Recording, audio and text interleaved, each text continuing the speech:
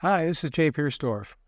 A lot of people ask me, once you've used your dot sight to take pictures of flying birds, how do you composite those pictures to get these type of shots where you have a sequence shot, it's the same bird, but they appear multiple times in the same image so that you kind of see their wings as they move through. Very easy to do with Photoshop. So let's back up here. So what we're talking about is if you have a camera with telephoto lens and you're using a dot sight, in this case we're using a dot sighter, and this takes a normal dot sight type scope that might be attached to a rifle or a telescope and attaches it to your camera body. So the idea is that as you're capturing a bird in flight, you're sighting through the dot sight rather than the viewfinder or lens here, because you can keep both eyes open and you can see where the bird is going more easily. So when you're tracking the bird and taking the picture, it's like, so you are actually just aiming through this. Your camera is doing the focusing. Your camera is taking the sequence of shots, and then you're tracking by looking through the calibrated dot sight here. So let's go ahead and look into Lightroom here. In Lightroom, I have my favorite sequences. I've highlighted them in green so I could find them easily. And I check these by looking at them full size, to make sure that they're sharp and that the action is stopped properly. And if I can just kind of step through them and see how they are in sequence, but because the bird's moving fast, he's flying kind of at a diagonal to me, there is going to be some overlap if I just make these into a panorama. So you're going to have to bring these into Photoshop, and you might have to move the bird around a little bit. This is at the Arizona Sonora Desert Museum.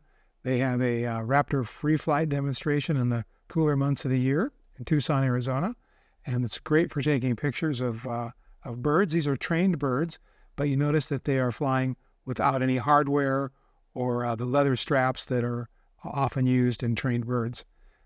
So I'm going to put these together into a sequence. We want to end up with something like this when we're done. Now, maybe I want to change this a little bit. I'm not sure that I'm a big fan of having the bird start in a launch position here. I think I'll just cut this one out. One thing about Arizona, we have some beautiful sunsets here. Don't get me wrong. We have some amazing, amazing sunsets.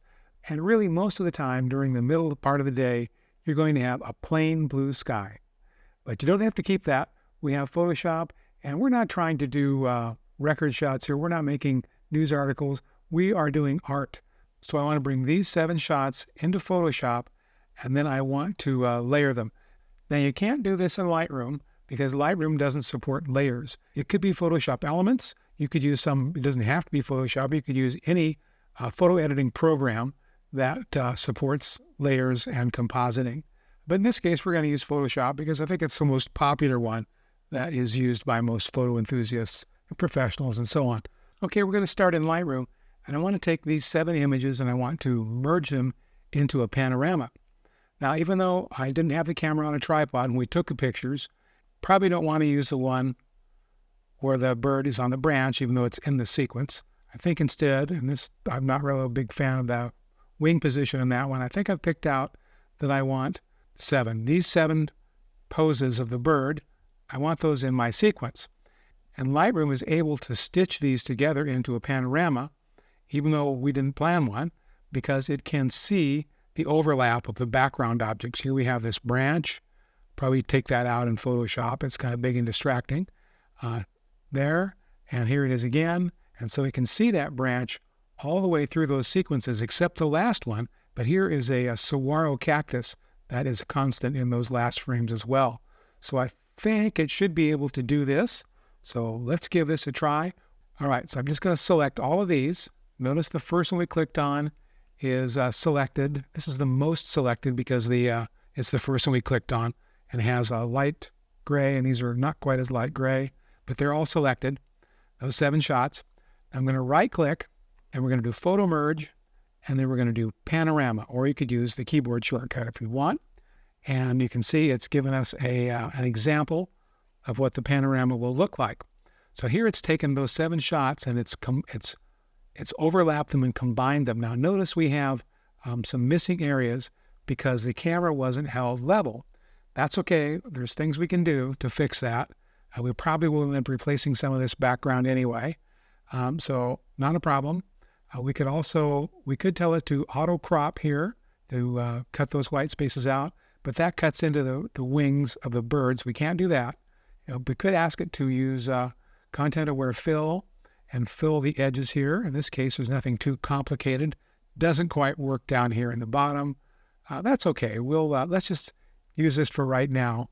Oh, and one other thing that I want to make sure is checked here is, since we're in Lightroom, I would like it to create a stack. And that a stack just means that it's going to keep all of those images. It's going to keep them all together and organized. That's what a stack does. So it's like you stack up a deck of cards. And so it's going to, those 7 images plus the panorama that it creates will be in a stack. Go ahead and hit merge. And this might take a minute. You can see over here in the top left, the creating panorama slider here is progressing. And this will take a minute or two. And this gives you a progress bar as it continues here.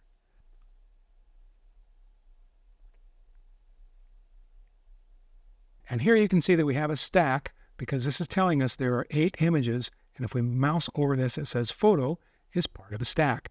And the photo on the top here is the composite. And this is a DNG. And DNG is a raw file that is in Adobe's format. I want to open this stack in order to get all the layers into Photoshop. So I'm going to right-click, stacking, and then unstack. So it's going to take all those images and it's going to unstack them. So I can see there's the composite. And I'm going to hold down the Control or the Command key on the Mac, and I'm going to left-click on the ones that I want to move into Photoshop to work on. All right, so we got 1, 2, 3, 4, 5, 6, 7, plus our composite. So I'm going to right-click, edit in, open as layers in Photoshop. Okay, and Photoshop opens, and in just a moment, we will have those all those layers loaded in. Again, this can take a few minutes depending on the speed of your computer. Okay, so as we turn these on and off, you can see that it has indeed stacked the layers, but they're not lined up. So let's line these up to see if we can have Photoshop do that. I'm going to just select the top one, hold down the Shift key, and select the bottom one. We're going to go to Edit, Auto Align Layers. There's not a keyboard shortcut for that, but that's okay. Auto Align Layers. We're going to click on that. Let's zoom out so we can see what's happening. Now it's giving us a number of choices here. We're going to go with auto, and I recommend auto is just fine unless something goes wrong, and then you might need to try some of these other projections. Let's go with vignette removal and geometric distortion to make them line up a little better. And we're going to hit the OK, and we'll zoom out here and give it a minute.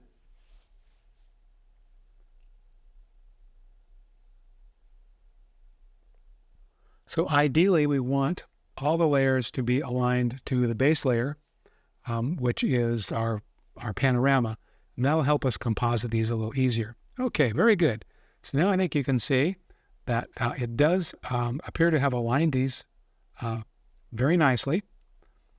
So let's take a look here. I'm going to turn all these off. We're looking at our base layer here, which is our panorama that Lightroom did for us.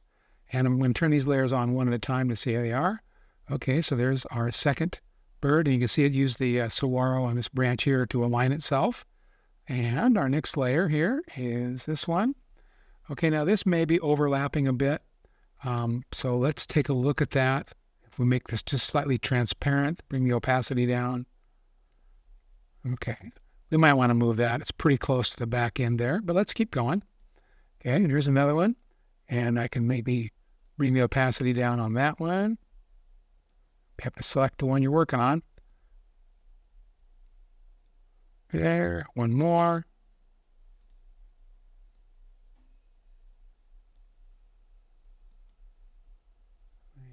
This one more, and the very top one.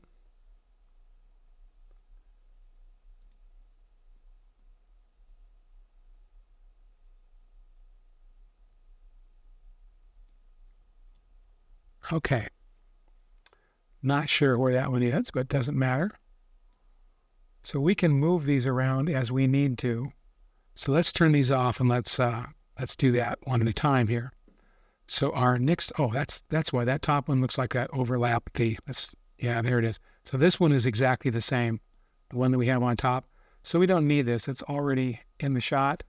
So we could just, we could delete it for that matter. I'm just going to tap the delete key. So now we've deleted the one that was on the front, and then we just have the ones that fit in the middle.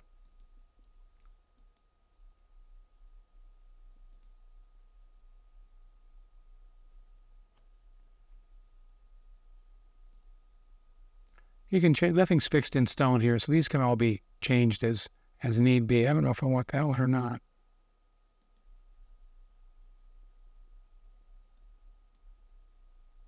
Yeah, he's in front of the branch. Okay, I'm all right with that. All right, let's continue here. So we can take these one at a time, and we can erase the parts of the background that are not needed, or we can make a very good erasure and make a selection here like that, so that we can, if we composite these together, we'll use them as complete cutouts and we can move them wherever we want. All right, let's do that. So let's turn these off, turn this one on, and I'm going to turn the background off for just a sec on this. All right, I'm going to make sure I have the layer that's visible also is selected by clicking on it here. This is important. If you don't have it selected, it'll do something to whatever you do. This is the one I can see, the eye icon's on, so let's keep that selected. And now I'm going to go down here, and I could either select the subject or remove the background. Let's try and remove background. This is in the newest version of Photoshop, Photoshop 2023. All right, did a pretty good job there. There's a few things we can touch those up in a little bit. And you can see what it did over here. It left a piece of the branch. It decided that was important for some odd reason.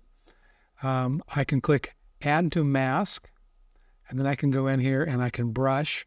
Now, if you haven't used Photoshop very long, if you tap the left and right bracket keys, that makes the brush bigger or smaller. You can see here I'm making the brush bigger or smaller by tapping the left and right bracket keys. Those are right next to the letter P. Okay, I can use a fairly big brush right here, and I want to try to brush that out. Okay, if it's going the wrong way, it's bringing it in. I need to switch the foreground and background colors. You see over here on this side, all I have to do is switch the arrow here, or you can also tap the X key, and it swaps them back and forth. I'm tapping the X key on the keyboard here, tapping the X key, swaps them back and forth. All right, so if one didn't work, you try the other.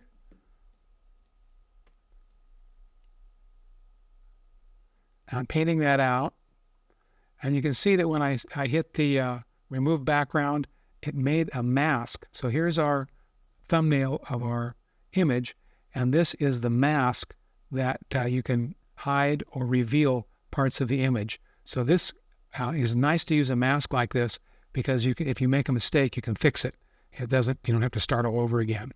So if I zoom out here and we look at both things together, now you can see I have the original, and then I have the composites. We turn that off. We have a bird by itself. I tap the V key to select the move tool, and I can turn both these on. Now I actually can move this around to make this a better looking composite if I want to. So let's continue. I might speed this up a little bit, but it's the same idea with the rest of them. I'm going to turn these off so I can see what I'm working with. Bring the opacity up to 100%. Come down here and hit the remove background. Let's make this a little bigger. Remove background.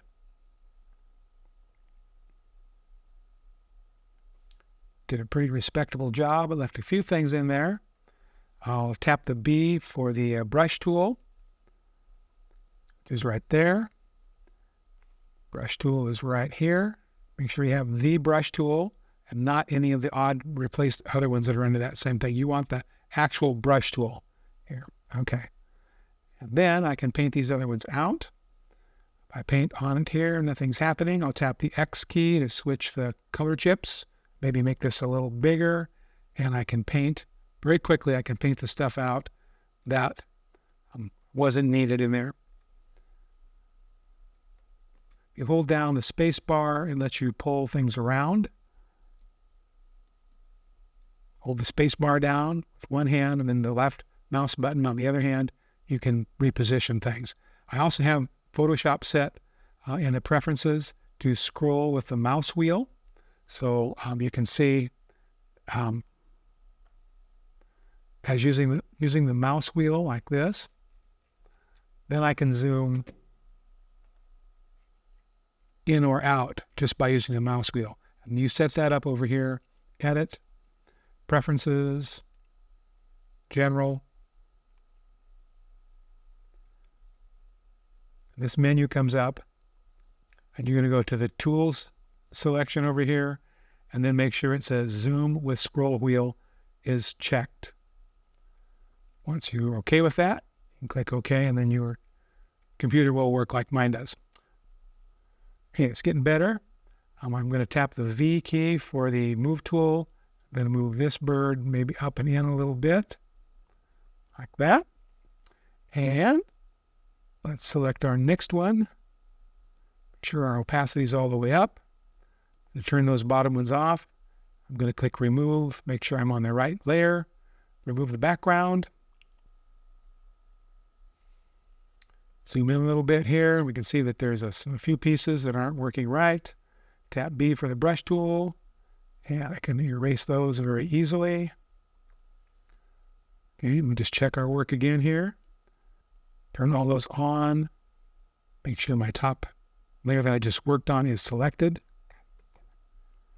If it's grabbing the wrong thing, make sure up here in the top, make sure you turn off Auto Select. That's just keeps grabbing the background layer for me. So now instead it'll select whenever you tell it here. So, all right, so here I'm moving this bird now. Okay, that's good. And we got one or two more to go here. Okay, so we have this bird, and I'm probably, okay, let's move here. I can already see I probably want to move him somewhere in here. And then for the last bird,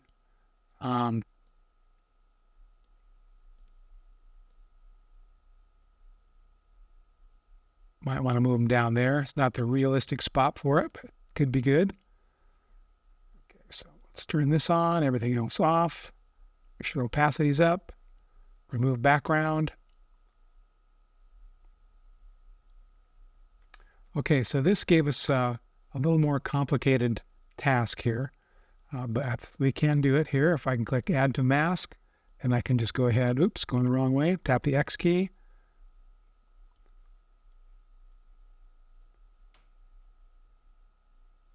And I can take a little more time with these, to finesse them out once I get my composition going.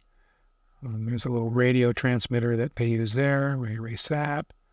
I'm going to do this just real quick so you can get the idea here. I can go back and fix these later to fix some of the feathers that are missing and some of the blue sky that's maybe coming through there. But you get the idea there. Okay, so check our work again.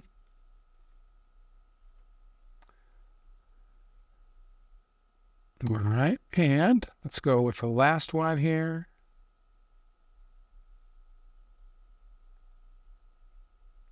Turn everything else off. You're going to remove the background.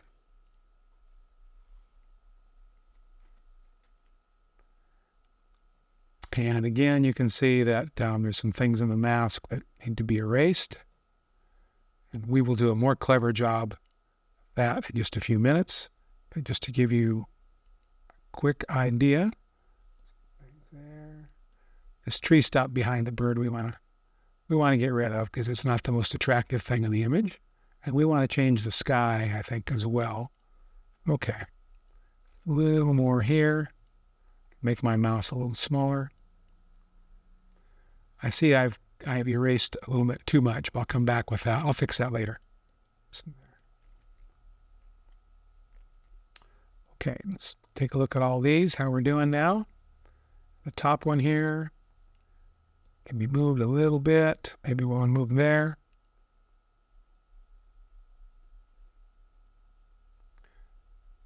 3, 4, 5, 6. Maybe I don't even want that last one. Maybe that's enough. I'm gonna say I don't want that last one. You can always change your mind, but I'm going to turn that off. And then if we look at these, hey, I like that. Okay, so here we can say remove the background. Make sure you have the background selected here. Then remove the background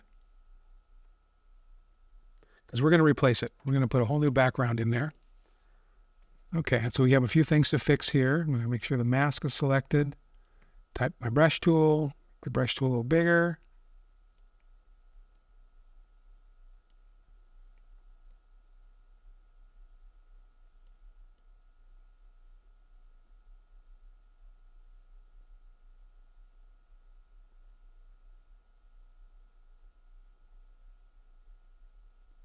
Get this big tree stump out of there. Come in a little closer. We can do more finessing as we get going here.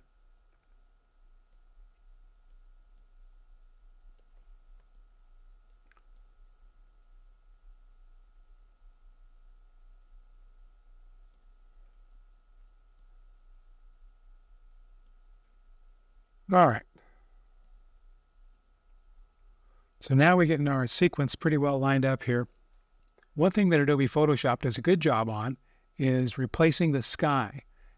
In this case, I want to put more of an interesting sky back there, but we're going to start with something that looks like a sky to begin with for Adobe's program to work. So let's just put a plain blue back there. The first thing I want to do is to put a blue layer behind. So if I go down here to the bottom and I click on this symbol that looks like a circle with half black and half white, if I mouse over it, it says create new fill or adjustment layer. Click on it, and I'm going to tell it I want a solid color, and it's going to bring up the color selector, and then it's going to say what color do you want, and this isn't critical. You can pick a blue that looks like a sky blue to you. I'm just going to guess something in there. Again, it's not critical. As long as it's the kind of sky blue, I'm going to click OK. And it makes the background here, and you can see that it's put the layer in here above the background layer. In this case, I want it below the background layer, so I'm just going to drag it down. And now it's on the very bottom. So now it'll be behind everything. And you can see I've got a sky. Okay. So at this point, we're going to have to combine all the layers together in order to replace this sky. And so this would be the spot where you'd go in and you'd want to fix these things up if they didn't look very good. Like here's some things that need touching up. I'd go in and I'd tweak the masks a little bit better to make those work. But since we're in a hurry and we're just doing this to get you going on this, what I'm going to do is I'm going to combine all of these layers together. And I'm going to tell Photoshop, squash these all down and just make a layer on the top here. So you can do that by using a keyboard shortcut. So on Windows, you hold Control, Alt, Shift, and then tap the letter E, and it makes a brand new layer. And on the Mac, it would be Command, Control, Shift, and tap the letter E, and it will do the same thing. So what it's doing here, as you can see over here in the Layers panel, it's made a brand new layer which has all these things combined. Now, unfortunately, I wasn't paying attention to where I clicked, but it doesn't matter. I want this on top of the stack here, so I'm going to grab it and just pull it all the way to the top. You see the blue line as it chases it around there? So you bring the blue line to the top and you can let go. Now you can turn all the rest of these off because they're not showing. It's just the top layer. So if I turn this on or off, you can see everything else is turned off underneath. All right, so here's where we can do the magic. So I'm going to go over here to Edit, and I'm going to go down to Sky Replacement and left click. And in just a moment, It's thinking about this, and it comes up with a sky. And then it's also going to do a test fit for you to put that sky in and see how it looks. So give it a moment. All right, there it goes. All right, now I don't like that sky. Adobe comes with a bunch of skies, but you can also select your own, which is what I want to do here. So I'm going to go down here to click Add, and I have on my desktop here in this computer, I have some skies, some sky overlays, and some that I like to use ones that I've taken pictures of. So let's pick, well, let's start with this one. Give it a sec. There it does. All right. So if I'm good with that, I can just click anywhere in this box to close it. Now I do have some other controls I can use. I can change the temperature of the sky, make it a little more blue. I can adjust the brightness of the sky. I can make it darker, lighter. If I can also just reach in here and grab it and move it around if you want to as well. And once you get it to where you like it, I'm going to output it to a new layer and click OK. And you can see it's come up with a whole group of stuff over here. It's got a sky replacement group, which is in this folder, so I can click this and bring it open. And there is a number of different controls here that can be worked on as well. And sometimes I like to make the sky a little more out of focus. So if I click here on the sky, I go to Filter, Blur, Gaussian Blur. This gives me a window that I can move around, and I can adjust how much blur I want. It also gives me a preview. If I have this checked, I can make it very blurry. Okay, now that doesn't look very realistic because it would be hard to get a lens to do that. But maybe a slight blur, maybe 3 or 4 pixels, something like that will be enough. I'll let you experiment with that. It's nice to have the background just a tiny bit blurry, and then that makes your birds stand out a little bit sharper. The next thing I do here, I might crop this a little. I might like to crop it a little more cleverly. I don't even need so much action that way or so much this way. Maybe a little more on the bottom. And looks good to me. Click to finesse that and set it out like that. And, okay, I'm thinking that looks pretty good. Like I say, you could give it some more tweaking. Go in there and make sure you've got all the feathers and things all really lined up to give it a more realistic look. So if you make a big print, a 40 by 60 print or something like that, that you won't have any little things that stick out, that reveal that you used Photoshop. It's okay to tell people you used Photoshop. You just don't want it to look like you used Photoshop and didn't know what you're doing. You want it to look really good because you are creating and you are making art. All right, everybody. If you have questions, drop me a line down below there, and I'll do my best to answer them. And let me see some of your shots that you have composited into flying birds. All right, thanks a lot.